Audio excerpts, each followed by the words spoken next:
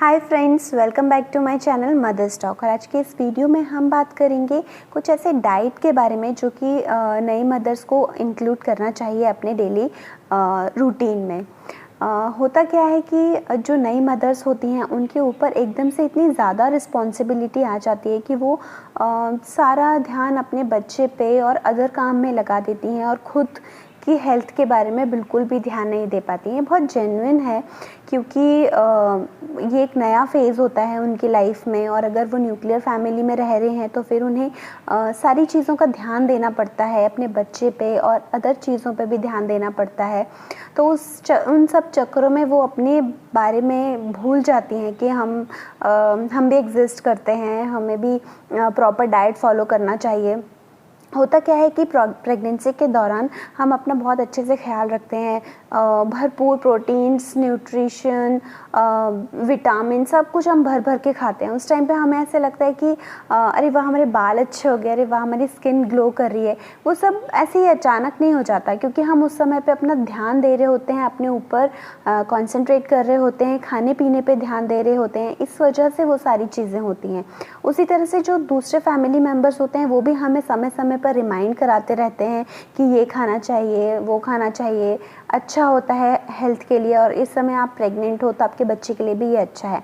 लेकिन डिलीवरी होने के बाद सब लोग उल्टा बोलते हैं कि बच्चे के लिए ये खाओ, बच्चे के लिए वो खाओ, अगर बच्चे को ज़रा भी कुछ हो गया तो तुमने गलत खाया होगा, इस वजह से उसे लूज़ मोशन हो गया, इस वजह से उसे गैस हो गई। तो कभी कभी हमें ख़राब लगता है कि हमारी कोई इम्पोर्टेंस ही नहीं रही। तो आज हम कुछ ऐसे ही फूड्स के बारे में बात करेंगे जो कि आपको अपनी डाइट में इंक्लूड करना चाहिए, जिससे कि आपने जो डिलीवरी के समय आपने जो अपनी बॉडी से काफ़ी सारी चीज़ें लूज़ हो जाती हैं हमारी बॉडी से, आयरन, कैल्शियम वगैरह, वो सब हमको रीगेन करना होता है। तो वो हम इन फूड्स के थ्रू रीगेन कर सकते हैं, अपना ध्यान दे सकते हैं। तो चलिए शुरू करते हैं ये वीडियो और देखते हैं क्या क्या चीज़ें हम इंक्लूड कर सकते हैं अपने डाइट में। जो फेज़ ऑफ लैक्टेशन होता है नई मदर्स के लिए, उनके डाइट में 500 कैलोरीज़ इंक्लूड होनी चाहिए जब वो नर्स कर रही होती हैं अपने बच्चे को। तो उन्हें अपने डाइट में high proteins, fibre, vitamins, iron, calcium, ये सब इंक्लूड करना चाहिए। दूसरी बात ये कि जैसे कि मैंने आपको बताया हाई प्रोटीन लेना चाहिए, तो वो अदर तरीके से भी ले सकते हैं, जैसे कि सीरियल्स हो गए, फ्रूट्स हो गए, वेजिटेबल्स हो गए, एग्स हो गया, ये सब भी आप अपने डाइट में इंक्लूड कर सकते हैं, जिससे कि आपको प्रोटीन मिलेगा। प्रोटीन आपको जैसे छोले हो गए, राजमा हो गया, ये सब भी आप खा सकते हैं। हालांकि इन्हें खाने से कुछ लोगों को गैस का प्रॉब्लम होता है, लेकिन आप मॉडरेशन में खाएंगे तो कुछ भी नहीं होगा। एक्सेस में आप कुछ भी चीज़ें मत लीजिए, आप हमेशा उसको एक लिमिट में ही लीजिए, कुछ भी नहीं होगा, आप कुछ भी खा सकते हैं। तीसरी बात ये कि आप अपने डाइट में इंक्लूड कीजिए अजवाइन को, कैरम सीड्स। कैरम सीड्स जो होती हैं वो बहुत ही फ़ायदा करती हैं डाइजेशन में, और उससे कॉन्स्टिपेशन का प्रॉब्लम भी बहुत कम होता है। तो आप इसे पराठे में डाल के ले सकते हैं, इसका पानी बना के पी सकती हैं, इसे किसी भी फॉर्म में ले सकते हैं। आप चाहें तो उसे थोड़ा सा लेकर के ऐसे ही मुंह में चबा सकते हैं, वो भी बहुत अच्छा रहता है। ये बहुत ही फ़ायदेमंद रहेगा आपके लिए ड्यूरिंग दिस टाइम। तो इसे आपके डाइट में मस्ट होना चाहिए, जिससे कि आपको कोई अदर प्रॉब्लम नहीं होगी related to digestion. Other thing is that कि आपको इंक्लूड करना चाहिए आलमंड्स, यानी कि बादाम। आप बादाम अपने डाइट में ज़रूर इंक्लूड कीजिए, क्योंकि इसमें भी बहुत सारे विटामिन्स होते हैं। आप आलमंड्स किसी भी तरह से ले सकते हैं। आप कुछ बादाम भिगो सकते हैं रात में, और सुबह उठते ही आप सबसे पहले बादाम खा सकते हैं। अगर आप भूल जाते हैं, आप नहीं गला पाते हैं बादाम शाम में, तो आप उसका पाउडर बना के रख सकते हैं। आप उसे खीर में या फिर किसी हलवे में, किसी भी चीज़ में आप उसे डाल के खा सकते हैं, या फिर आप जब डेली दूध पीते हैं आप उस दूध में भी बादाम को डाल के खा सकते हैं। ये भी बहुत फ़ायदा करेगा, और ये आपके बच्चे को भी फ़ायदा करेगा। ब्रेन डेवलपमेंट होता है इससे, तो ये आप दोनों के लिए ही अच्छा है। तो आपको इसे अपने डाइट में ज़रूर इंक्लूड करना चाहिए। अदर थिंग इज़ कि आपको ओट मील भी अपने डाइट में लेना चाहिए। आजकल बहुत लोग बात करते हैं ओट्स की, और ये काफ़ी अच्छा फूड है। इसमें ओमेगा 3 फैटी एसिड्स होता है, ये भी ब्रेन डेवलपमेंट में बहुत मदद करता है। तो ये अल्टीमेटली आपके बच्चे को भी हेल्प करेगा, प्लस ये डाइजेशन में में भी आसान होता है, ये इजीली डाइजेस्टेबल होता है। तो आप इसे नाश्ते में सुबह कभी भी ले सकते हैं, दूध में डाल के ले सकते हैं या फिर पानी से ले सकते हैं, किसी भी फॉर्म में आप ले सकते हैं। इसका चीला भी बनाया जाता है तो आप वैसे भी खा सकते हैं इसे। दूसरी चीज़ ये कि आप इसे रागी, जिसे कि नाचनी कहते हैं, फिंगर मिलेट भी कहते हैं उसे, आप उसे भी अपने डाइट में इंक्लूड कर सकते हैं। आप इसका भी चीला बना सकते हैं या फिर आप इसमें भी थोड़ा सा दूध और या फिर आप सिंपल पानी डाल करके उसमें शक्कर डाल के ऐसे भी खा सकते हैं। या फिर कुछ लोग रागी की भाकरी भी बनाते हैं। अगर आपके घर में किसी को आता हो तो आप बनवा सकते हैं, अगर नहीं आता हो तो आप सिंपल उसमें दूध डाल के या फिर पानी डाल के भी खा सकते हैं, वो बहुत फ़ायदा करेगा आपको। अदर थिंग इज़ कि आपको हाइड्रेटेड रहना है। क्या होता है कि जब आप ब्रेस्ट फीड करा रहे होते हो तो आपके बॉडी से पानी भी कम होता है, इसलिए आपको डिहाइड्रेशन का प्रॉब्लम नहीं हो, इसलिए आप भर भर के पानी पीजिए। जैसे बोलते हैं कि 8 ग्लास दिन में पीना चाहिए, वो तो आपको पीना ही चाहिए, बट आप चूँकि ब्रेस्ट फीडिंग मदर हैं इसलिए आप थोड़ा एक्स्ट्रा पानी लीजिए। अगर आपको पानी बहुत ज़्यादा नहीं पिया जा रहा है तो आप फ्रूट्स का जूस बना करके ले सकते हैं, मिल्क ले सकते हैं, किसी और फॉर्म में आप पानी ले सकते हैं, लेकिन आपको लिक्विड चीज़ें जो हैं वो भी अपने डाइट में इंक्लूड करनी चाहिए।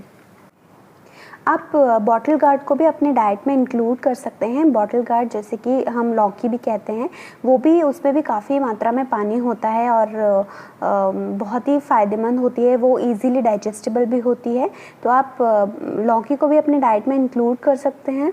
और इन सब चीज़ों के अलावा हमारे घर में मम्मियाँ हमें बना के देती हैं गोंद के लड्डू, मेथी के लड्डू, ये सब भी बहुत फ़ायदा करते हैं, लेकिन इन्हें हमें मॉडरेशन में खाना चाहिए। सपोज़ आपने दिन में एक खा लिया तो बस होता है, क्योंकि अगर आपका एक्स्ट्रा वेट पुट ऑन हो गया तो फिर बाद में आपको डिफ़िकल्टी होती है वेट शेड करने में। तो थोड़ा खाया तो कुछ प्रॉब्लम नहीं है, खाना चाहिए।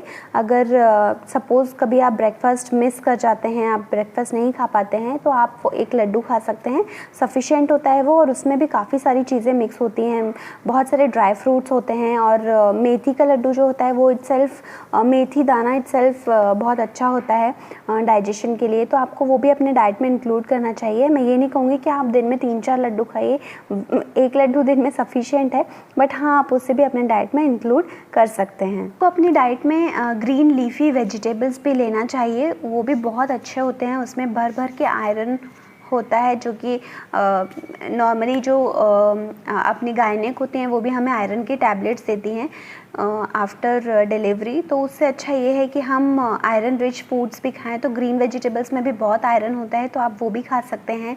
दाल खा सकते हैं आप, मूंग की दाल, तुअर की दाल, बहुत सारे तरह की दाल अवेलेबल हैं, तो आप कोई सी भी दाल खा सकते हैं।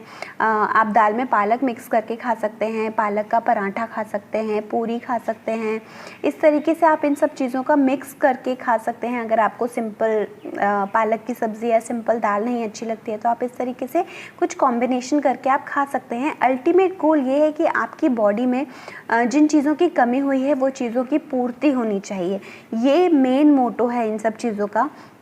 हालांकि जो लोग नॉन प्रेग्नेंट लेडीज़ हैं या जो लोग या कोई और भी है, तो आप उनको भी यही सजेस्ट करोगे कि आपकी डाइट हेल्दी होनी चाहिए। अगर आप किसी भी डॉक्टर से पूछोगे तो वो बोलेगा कि आप हेल्दी खाना खाओ, आपको कुछ भी नहीं होगा।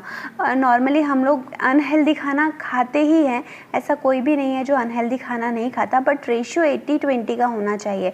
हेल्दी फूड 80% खाना चाहिए और नॉन हेल्दी फूड एटलीस्ट 20% आप खा सकते हो, लेकिन मॉडरेशन में, क्योंकि बहुत सारे प्रॉब्लम्स आ जाते हैं आफ्टर डिलीवरी। आयरन की कमी होने की वजह से कुछ लोगों के जॉइंट्स में पेन होने लगता है, किसी किसी के कमर में पेन होता है, तो बहुत सारी प्रॉब्लम्स आपको घेर लेती हैं।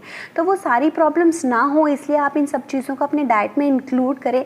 मैं ये तो नहीं बोलूँगी कि आपको बिल्कुल आप रिकवर हो जाओगे, लेकिन हाँ, कुछ एक्सटेंट तक आपको मदद मिलेगी और आप रिकवर होने में आसानी होगी आपको।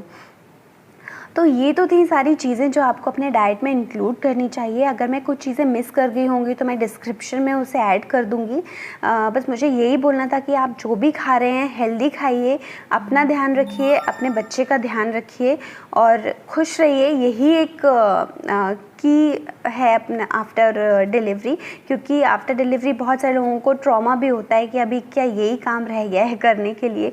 हम एक साइड हैप्पी भी होते हैं और एक साइड हमारे ऊपर इतना ज़्यादा बर्डन आ जाता है काम का कि हम थोड़ा अपसेट भी हो जाते हैं। तो ऐसा करने की कुछ भी ज़रूरत नहीं है। आप हेल्दी खाइए, अपना ध्यान रखिए, खुश रहिए, बस इतना ही ज़रूरी है। इनफैक्ट आजकल डॉक्टर्स भी यही सलाह देते हैं कि आपको जो खाना है आप वो खा सकते हो, कुछ प्रॉब्लम नहीं है, लेकिन हेल्दी खाओ, आपके बच्चे को कुछ नहीं होगा, इनफैक्ट आपको भी कुछ नहीं होगा, आप भी एकदम मस्त रहोगे। तो चलिए ये वीडियो मैं यहीं पे बंद करती हूँ। आपसे मुलाकात करूँगी दूसरे वीडियो में कुछ और इन्फॉर्मेशन के साथ। अगर आपको ये वीडियो अच्छा लगा तो इसे लाइक कीजिए, मुझे कमेंट करके बताइए अगर आपको कुछ और इन्फॉर्मेशन चाहिए इसके बारे में। अगर मुझे नहीं पता होगा तो मैं डेफिनेटली उस पर रिसर्च करके R&D करके आपकी हेल्प ज़रूर करूँगी। तो मिलते हैं नेक्स्ट वीडियो में, तब तक के लिए गुड बाय।